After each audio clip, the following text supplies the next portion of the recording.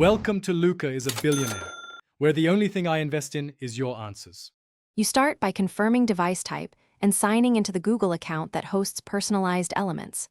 Once done, open the Google app and tap your profile icon to reach account settings. You want to ensure the app version supports custom doodles, update it if needed.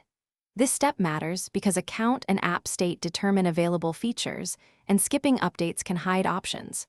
Now that you're in settings, make sure sync is enabled so changes appear across devices. You navigate into Settings, then General or Home Feed options to find Homepage customization. Once there, choose Customize Homepage or Change Doodle. Some builds show different labels, so scan options closely. Tap the Upload Image choice to pick a photo from your gallery or select from Saved Doodles Google offers. Make sure to crop and preview. The app often enforces aspect ratios. If you toggle between Google-provided doodles, it replaces your custom image immediately. So pick the right. You finalize by saving the change and refreshing the Google app homepage to confirm the new doodle appears. If you don't see it, clear the app cache, restart the app, and re-sign in. Make sure storage permission is granted so uploaded images can be used. Also verify account sync is active and wait a few minutes. Google sometimes propagates changes slowly.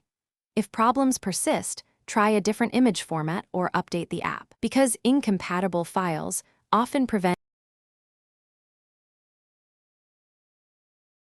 Thanks for watching and please subscribe. It's the best investment you'll ever make.